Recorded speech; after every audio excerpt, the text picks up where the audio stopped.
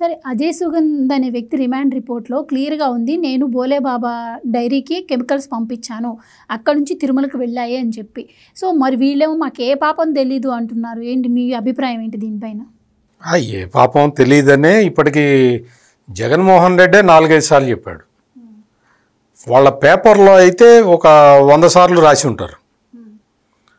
అసలు తిరుపతి లడ్డు కల్తీ జరగలేదు జరగలేదు జరగలేదు జరగలేదు అని రాశారు. తిరుపతి లడ్డు కల్తీ జరగలేదు అని చెప్పిన ఇదే వైసీపీ చంద్రబాబు నాయుడు టైంలోనే జరిగింది అని చెప్పారు. అంటే వాళ్ళకి క్లియర్ కట్గా తెలుసు, వాళ్ళు డబ్బులు కొట్టేసి ఒక నాసి రకం యానిమల్ ఫ్యాట్ కలిసిన నెయ్యిని తీసుకొచ్చుకొని దానితోటి తిరుపతి లడ్డు తయారు చేయించారు అనేది it is an established fact. ఇప్పటి వరకే చాలా అసలు అందరూ భక్తులకు కూడా తెలుసు. ఆ రోజున లడ్డు కొని తీసుకొస్తే తిరుపతి నుంచి ఇంటికి వచ్చే లోపల నీకు వాసన వచ్చేది. క్లియర్ కట్గా భక్తులందరికీ కూడా డౌట్ ఉంది, ఏంటి తిరుపతి మహాప్రసాదం ఇట్లా అయిపోతున్నది అని చెప్పి అందరూ బాధపడ్డారు. ఆ విషయం అందరికీ తెలుసు. అటువంటి కేసుని ఎస్టాబ్లిష్ చేయాలి అంటే రకరకాల అడ్డంకులు, న్యాయపరమైన అడ్డంకుల్ని సృష్టించుకుంటూ ఈ జగన్మోహన్ రెడ్డి బాబాయ్ Y V Subba Reddy, Jaganmohan Reddy close relative అయిన భూమన కరుణాకర్ రెడ్డి, వీళ్ళందరూ కలిసి న్యాయపరమైన అడ్డంకులు సృష్టించుకుంటూ వెళ్తూ ఉన్నారు. సాక్షాత్తు సుప్రీంకోర్టే విచారణ కమిటీని వేస్తే సిబిఐ ఆఫీసర్లతోటి వైవి సుబ్బారెడ్డి గారే సుప్రీంకి వెళ్ళారు కదా, ఇక్కడ సిట్ మీద నాకు నమ్మకం లేదు, సుప్రీంకి వెళ్తే అక్కడ నుంచి వాళ్ళే అడిగి తెచ్చుకున్నారు కదా, ఈ సుప్రీం ఆధ్వర్యంలోని తెచ్చుకున్నారు. తర్వాత కూడా మళ్ళీ ఆయన విత్డ్రా అయిపోయాడు. తర్వాత ఇంకొక పెద్ద కీలకమైన విషయం జరిగింది. దర్యాప్తు జరుగుతున్నది, సుప్రీంకోర్టు ఆధ్వర్యంలో నడుస్తున్నది. నువ్వు ఎందుకు అడ్డుపడుతున్నావు? నువ్వు నీ అకౌంట్స్ అంటే ఈ వైవి సుబ్బారెడ్డి పిఏ ఒక అతను ఉన్నాడు, ఆ చిన్నయ్యో ఎవరో ఉన్నాడు,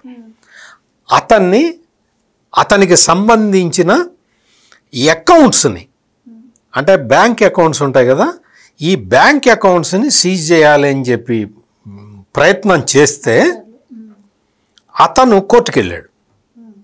నా బ్యాంక్ అకౌంట్లో రకరకాల లావాదేవీలు ఉంటాయి, ఇవన్నీ నేను చెప్పడానికి కుదరదు అంటే ఇప్పుడు అంటే కోర్టుకు వెళ్ళారు. కోర్టుకు వెళ్ళి మా అకౌంట్స్లో రకరకాల డబ్బులు ఉంటాయి, ఇవన్నీ మేము ఇవ్వటం సాధ్యం కాదు అని చెబితే ఇప్పటి వరకు తీసుకున్న అకౌంట్ డీటెయిల్ తోటే మీరు కేసు దర్యాప్తు చేయండి అని కోర్టు ఆదేశాలు ఇచ్చింది. దాని మీద సుప్రీంకోర్టుకి వెళ్ళింది. ఈ సుప్రీంకోర్టు వేసిన సిట్ బృందము సుప్రీంకోర్టుకి వెళ్ళింది. మేము ఈ అకౌంట్స్ని మొత్తం కూలంకషంగా పరిశీలించకుండా మేము కేసు దర్యాప్తు చేయటం కుదరదు, మాకు ఆదేశాలు ఇవ్వండి, హైకోర్టు ఈ విధంగా ఆదేశాలు ఇచ్చిందని చెప్పి సుప్రీంకోర్టుకి వెళ్ళారు. సుప్రీంకోర్టు ఆదేశాలు పెండింగ్లో ఉన్నాయి, వస్తాయి, అవి ఇవాళ కాకపోతే రేపైనా వస్తాయి. ఇక్కడ మనం గమనించాల్సిన విషయం ఏంటంటే ఈరోజు మీరు చెప్తున్న ఈ సుగంధ్ ఇతనికి సంబంధించిన ఈ మొత్తం అంటే అతను ఇచ్చిన వాంగ్మూలం ప్రకారం చాలా విషయాలు, స్టన్నింగ్ ఫ్యాక్ట్స్ అంటే ఆశ్చర్యం గొలిపే నిజాలన్నీ బయటకు వచ్చినాయి. ఎవరైతే ఈ వైవి సుబ్బారెడ్డి పిఏ ఉన్నాడో చిన్నప్పన్న, ఇతను ఈ కంపెనీల నుంచి ఎవరైతే ఈ కల్తీ నెయ్యి సరఫరా చేశారో ఆ కంపెనీలకు సంబంధించిన వాళ్ళతోటి హవాలా మార్గంలో డబ్బులు తెచ్చుకున్నాడు. డబ్బులు తీసుకొని ఒక ఢిల్లీ మెట్రో స్టేషన్ దగ్గర ఇతని డబ్బులు కూడా తెచ్చుకున్నాడు ఒక చోట. ఇంకా అంటే నేను మొత్తం చెప్పేది వినండి, ఎందుకంటే ఇది చాలా న్యాయపరమైన అంశాలతో కూడిన విషయం కాబట్టి కొంచెం డీటెయిల్గానే చెప్తాను. నేను డబ్బులు తెచ్చుకున్నాడు. డబ్బులు తెచ్చుకున్న తర్వాత అంటే ఈ వైవి సుబ్బారెడ్డి లేకపోతే జగన్మోహన్ రెడ్డి, భూమన కరుణాకర్ రెడ్డి అనొచ్చు, చైర్మన్ పిఏ డబ్బులు తీసుకుంటే చైర్మన్కి ఏం సంబంధము అని అడగచ్చు. కాబట్టి నేను ముందరే చెప్తున్నా, ఇదే వైవి సుబ్బారెడ్డి ఈ కంపెనీలకి సంబంధించిన వాళ్ళని తన ఇంట్లోకి పిలిచి మాట్లాడుకున్నాడు. దానికి సంబంధించిన ఆధారాలు కూడా ఇప్పుడు సిబిఐ దగ్గర ఉన్నాయి. వీళ్ళు ఎందుకు వచ్చారు, వైవి సుబ్బారెడ్డి ఇంటికి వీళ్ళందరూ ఎందుకు వచ్చారు అంటే, అయ్యా మీరు తీసుకుంటున్న నెయ్యిలో యానిమల్ ఫ్యాట్ కలుస్తున్నది అని చెప్పి ఒక ఆకాశరామన్న ఉత్తరం వచ్చింది సుబ్బారెడ్డికి, వైవి సుబ్బారెడ్డికి. వస్తే అతను ఎవరైతే ఆ విజిలెన్స్ ఆఫీసర్ ఉంటాడు, సరుకులు తీసుకుంటాడు కదా, ప్రొక్యూర్ చేస్తాడు కదా, అతనికి రాశాడు ఈ వైవి సుబ్బారెడ్డి. రాసిన తర్వాత అతను ఒక రిపోర్ట్ ఇచ్చిన తర్వాత వీళ్ళందరినీ పిలిపించుకున్నాడు ఇంటికి. మీ మీద వచ్చింది అంటే వాళ్ళని కూడా బ్లాక్మెయిల్ చేయటం అనమాట. ఈ వైవి సుబ్బారెడ్డి మొత్తం వాళ్ళందరినీ కూర్చోబెట్టుకొని, మీరు కల్తీ చేస్తున్న విషయం నా దగ్గర ఆధారాలు ఉన్నాయి, ఇగో మా పిఏ వస్తాడు డబ్బులు ఇవ్వండి అని చెప్పకపోతే పిఏ వెళ్ళి డబ్బులు ఎట తెచ్చుకుంటాడు. అది ఈ కేసులో చాలా కీలకమైన విషయం. ఇవన్నీ కూడా ఈ రోజున బట్టబయలైనయి. వైవి సుబ్బారెడ్డి మొత్తం అంటే ఈ గేమ్ మొత్తాన్ని, ఈ కథ మొత్తాన్ని నడిపిన వ్యక్తి వైవి సుబ్బారెడ్డి. అంటే ఇక్కడ ఒక అనామకుడు ఇచ్చిన ఫిర్యాదు నేను స్వీకరించాను. అప్పట్లోనే అప్పుడు ఈ బోలేబాబా డైరీ నుంచి వస్తున్న నెయ్యిని మైసూర్లోని సిఎఫ్టిఆర్ఐ ల్యాబ్కు పంపి పరీక్షలు నిర్వహించా. ఇది పోలీసులు వాళ్ళ నివేదికలో కూడా పొందుపరిచారు. దీంట్లో నా తప్పెక్కడ ఉంది, నాకు ఎప్పుడైతే కంప్లైంట్ వచ్చిందో అప్పుడు దానికి సంబంధించి నేను టెస్ట్ చేయించానని ఆయన అంటున్నారు కదా. ఇప్పుడు అదే చెప్తున్నా, నేను ఇప్పటివరకు చెప్పింది అదే. అతను కంప్లైంట్ పంపించి రిపోర్టు తెప్పించిన తర్వాతే వాళ్ళందరినీ ఇంటికి పిలిపించి, ఇదిగో మీ మీద రిపోర్ట్ ఉంది అని బ్లాక్మెయిల్ చేసి డబ్బులు కొట్టేశాడు. నేను చెప్తున్నది అదే. ఇవన్నీ కూడా పోలీసు దర్యాప్తులో బయటపడ్డ విషయాలు. మొత్తం ఇవన్నీ కూడా సిబిఐ సిట్ వాళ్ళు మొత్తం ఎట్లా జరిగింది, డబ్బులు ఎట్లా కొట్టేశారు అనేది కంప్లీట్గా ఎస్టాబ్లిష్ చేశారు. ఇది డబ్బులు కొట్టేసిన విషయం ఇప్పుడు బ్యాంక్ అకౌంట్స్లో క్లియర్గా ఉంటుంది.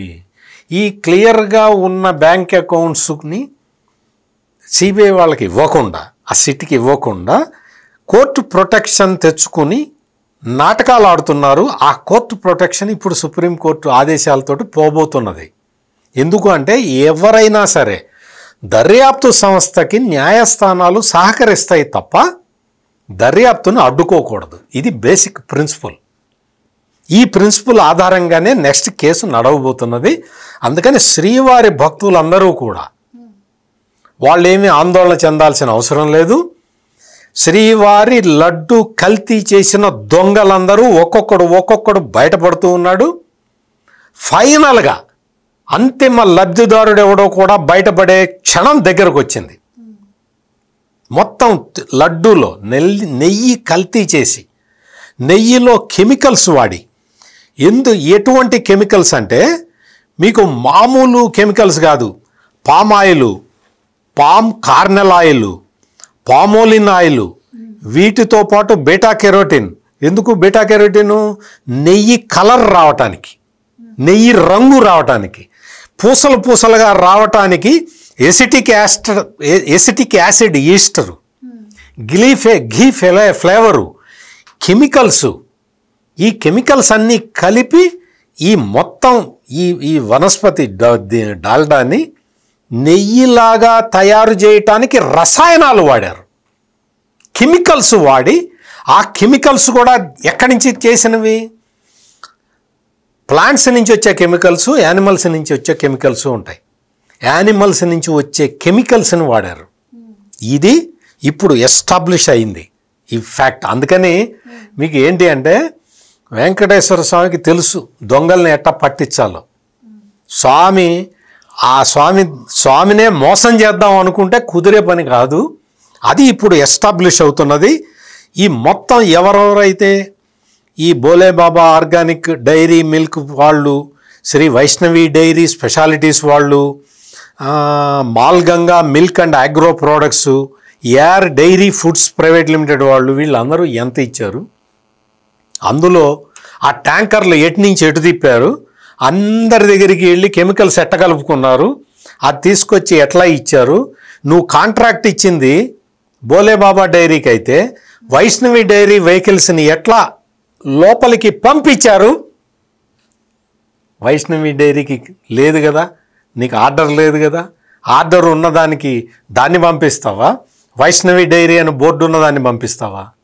ఇవన్నీ కూడా డబ్బులు కాజేయటం వల్ల, డబ్బులు కొట్టేయటం వల్ల అక్రమంగా స్వామివారి లడ్డూని కలుషితం చేసే ఒక ఉద్దేశంతో, ముఖ్యమైన ఉద్దేశంతో, అంటే హిందువుల మనోభావాలని దెబ్బతీయాలి, హిందువులకి వెంకటేశ్వర స్వామి మీద భక్తి పోవాలి అన్న ఉద్దేశంతో